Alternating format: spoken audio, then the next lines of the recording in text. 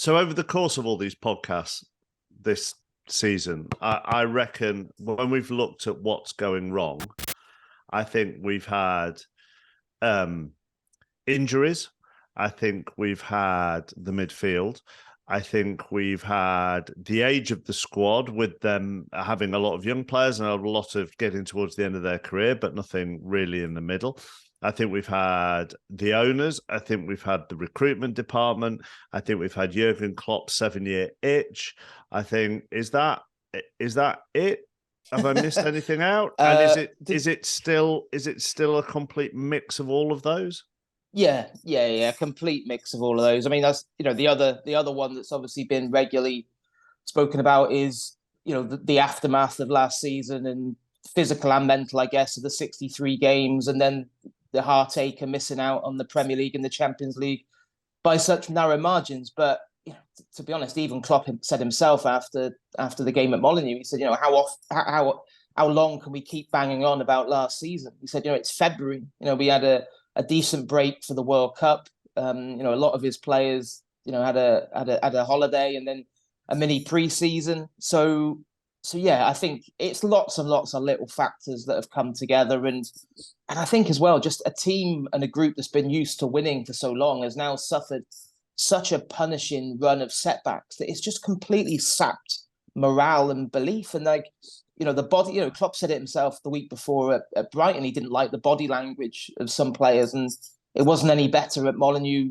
on the weekend when things went against them. There are a lot of people in that dressing room feeling sorry for themselves, and yeah, they're missing some key personnel. Van Dijk and Konate is the first choice centre-back combination, both out injured at the minute, but Matip and Gomez, we're still talking about two elite defenders, yet they were so culpable at Molineux on the weekend. There's no excuse for that. No excuse for not being focused, not being ready to, being completely looked unprepared to play on the front foot, and that hesitancy and kind of just softness just really hurt Liverpool on the day. When you look at Jurgen Klopp at the moment, Raf, what do you see? And do you see things that you have seen in the past? Well, you do see that thin-skinnedness that you've seen at the tail end of his Dortmund time, when he lashed out quite regularly against journalists and became quite unpleasant. And I think that's a mixture of things. First of all, he is a bad loser. Most coaches are.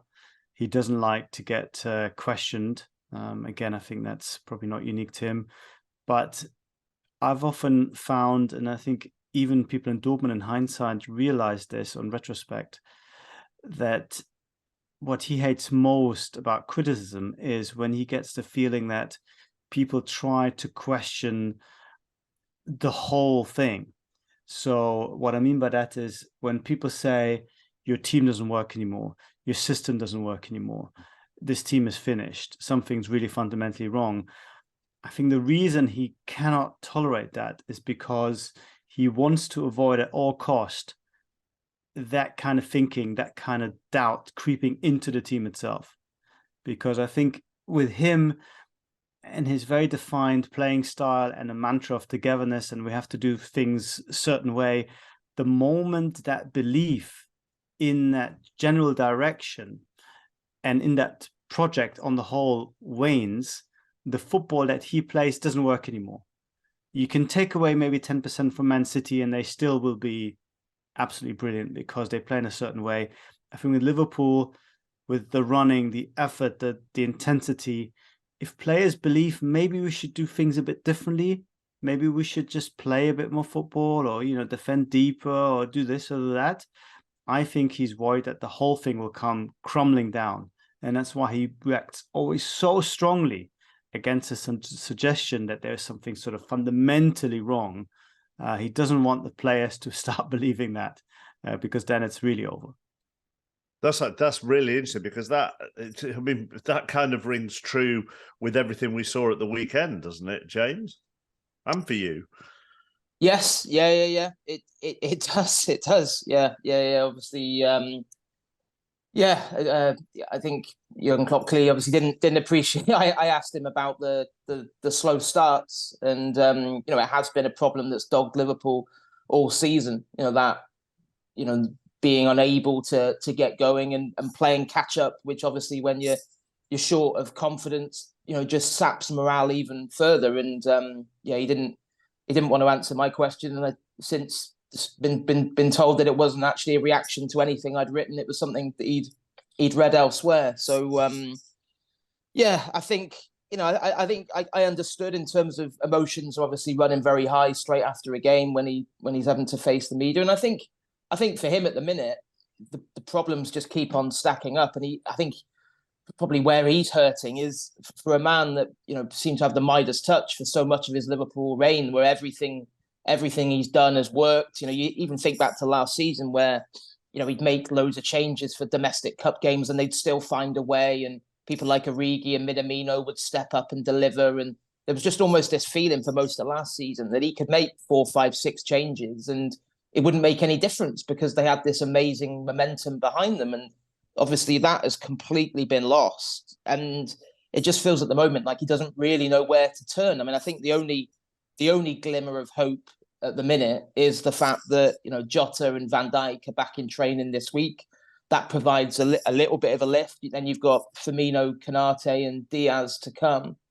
But I think obviously a lot of fans were hoping the January window would provide the chance to deliver some surgery to the squad. But, I think they made a big mistake not starting the midfield rebuild during the winter window. And obviously Gakpo so far, the only January signing, has struggled to get going. And I've got some sympathy for him because I think it's not a particularly easy environment to flourish in at the minute. Well, let's deal with recruitment and players, but linked to Klopp as an individual, Rafa. Look, we know he's emotional, and actually, he has so many positive emotions that we have seen over the course of many years, both at Borussia Dortmund and at Liverpool. He is close to players. He does hug players on and off the field. There is obviously a relationship there. Is he ruthless?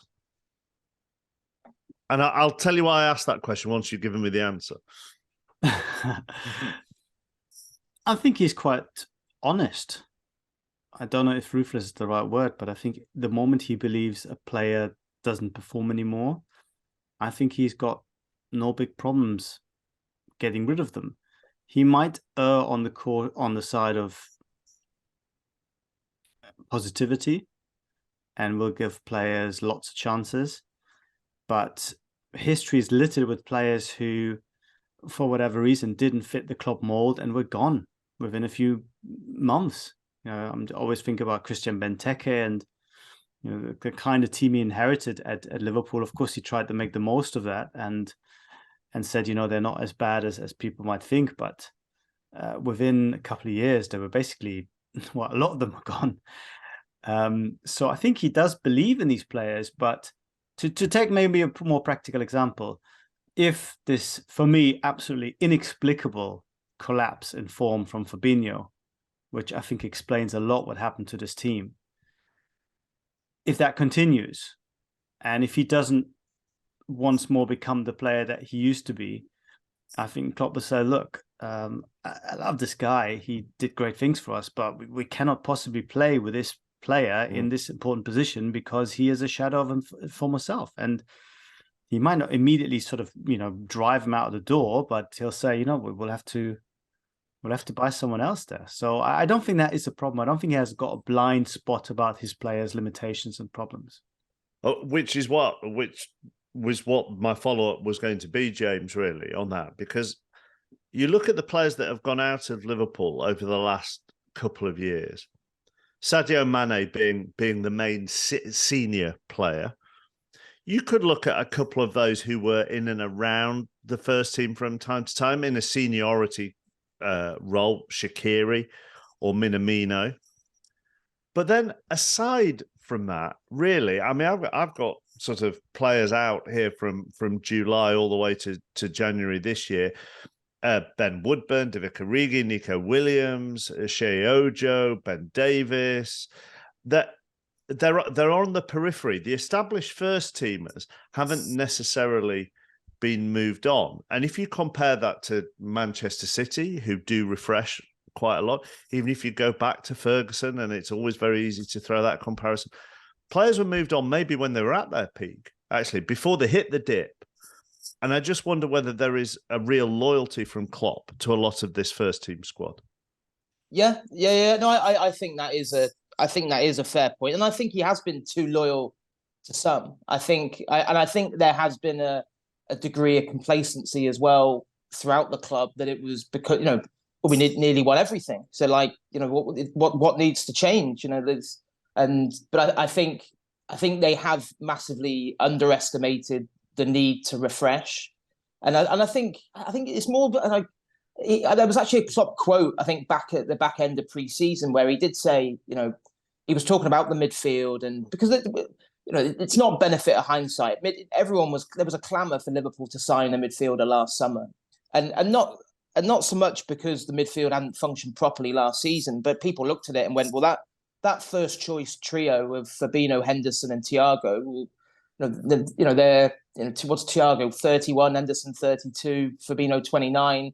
And yet nobody could have foreseen the drop-off in Fabinho this season, as Rafa said. I think that's almost, it's unprecedented for me how someone can go from where he was to where he's at now, where he's not getting picked. An 18-year-old rookie and Stefan Bajcetic is getting picked ahead of him.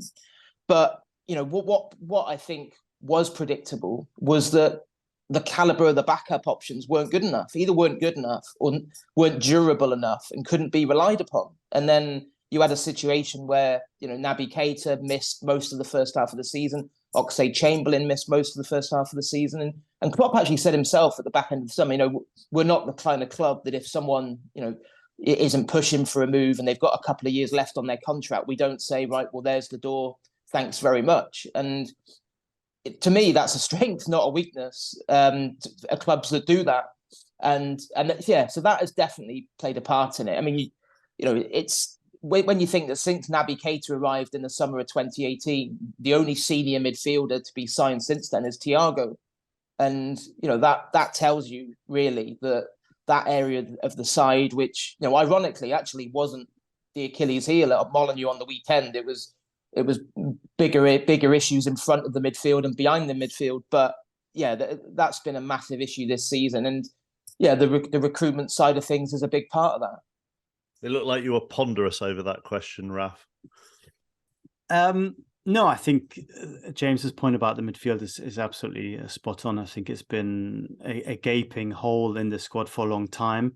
And that's where perhaps this policy of only buying the right player, which has worked for them for many years, has backfired a little bit. Maybe even the second, third, fourth, fifth choice would have been better than just waiting for the next right player to come along next summer.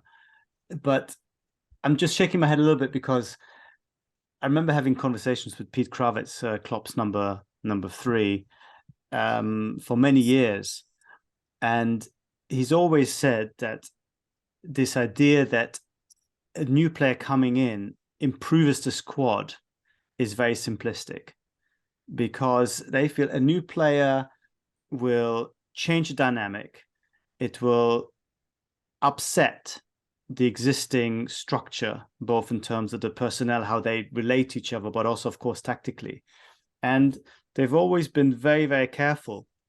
And for many years, especially during that really good run, James will remember this, the summers were very, very unhappy and very noisy because fans would say, where are the new players? We need new players. And for years, Liverpool would add maybe one, maybe nothing, and people would just tear their hair out. So I think the continuity and the idea that, we have a team that is functioning, and I don't want to upset that too much by buying 2 or 3 more players. It does look wrong from where we are standing now, but I think it worked well enough for a long enough time to understand why they haven't changed tack all of a sudden.